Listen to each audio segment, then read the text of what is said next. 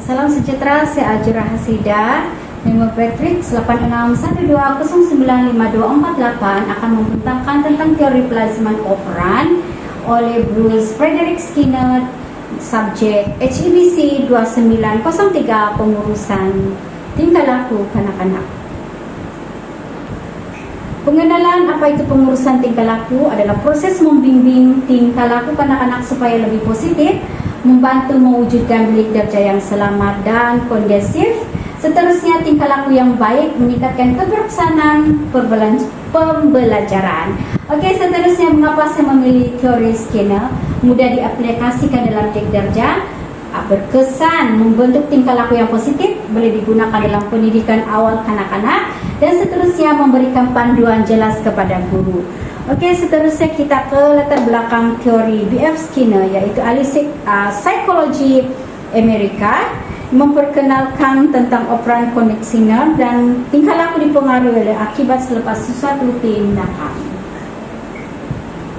Okey, konsep utama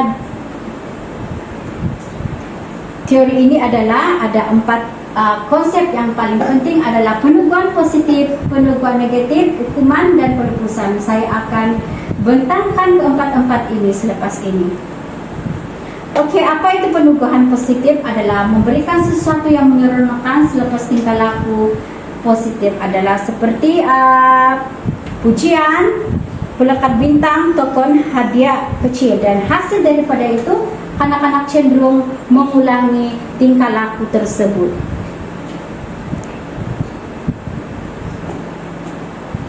Okey, seterusnya pula kita ke peneguhan negatif, iaitu menghapuskan sesuatu yang tidak disukai apabila murid menunjukkan tingkah laku yang baik. Contohnya, guru tidak mengingatkan murid kerana dia sudah sentiasa menyimpan mainan. Murid dibenarkan berehat lebih awal selepas menyiapkan tugasan. Ini bagi tujuan meningkatkan tingkah laku positif murid tersebut. Okey, seterusnya pula kita ke hukuman. Okey, hukuman ini bukan bertujuan untuk menyakitkan, tetapi mengurangkan tingkah laku sesuatu yang tidak sesuai. Contohnya, tidak akan memberi time out, tidak memberikan token, tidak memberikan atau menyertakan kanak-kanak tersebut untuk mengikuti aktiviti seketika. Jadi, guru perlu melaksanakan hukuman ini secara adil dan berhema. Okey, seterusnya kita ke pelepasan. Tingkah laku akan berkurangan apabila menerima ganjaran. Contohnya, kanak-kanak menjerit untuk mendapatkan perhatian.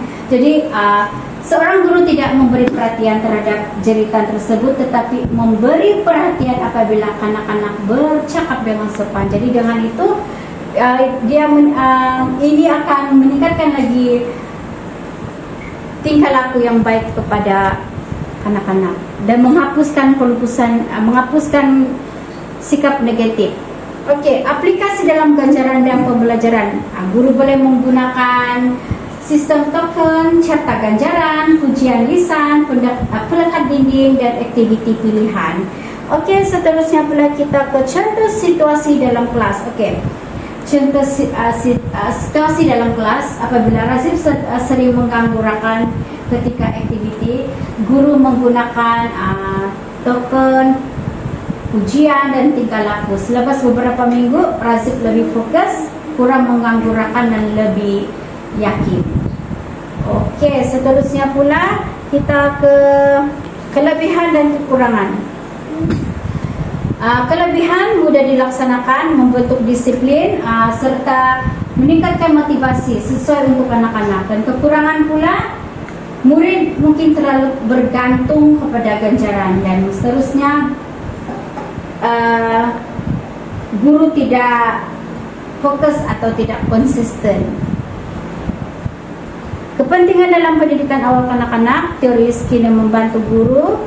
Seterusnya, meningkatkan disiplin yang positif, meningkatkan keyakinan diri kanak-kanak, mewujudkan suasana pembelajaran yang menyeronokkan, mengurangkan tingkah laku bermasalah, dan menggalakkan perkembangan sosial serta emosi.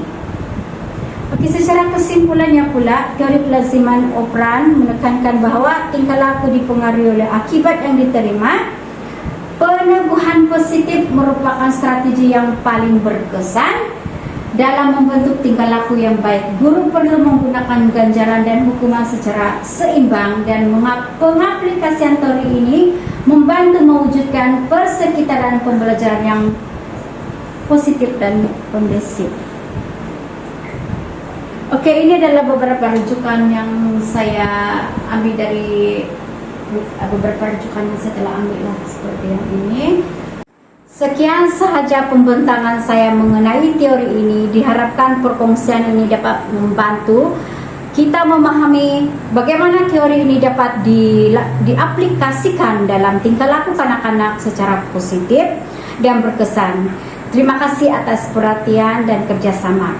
Burung merpati terbang tinggi, hinggap sebentar di dahan jati. Jika ada salah dan silap, mohon dimaafkan dengan ikhlas hati.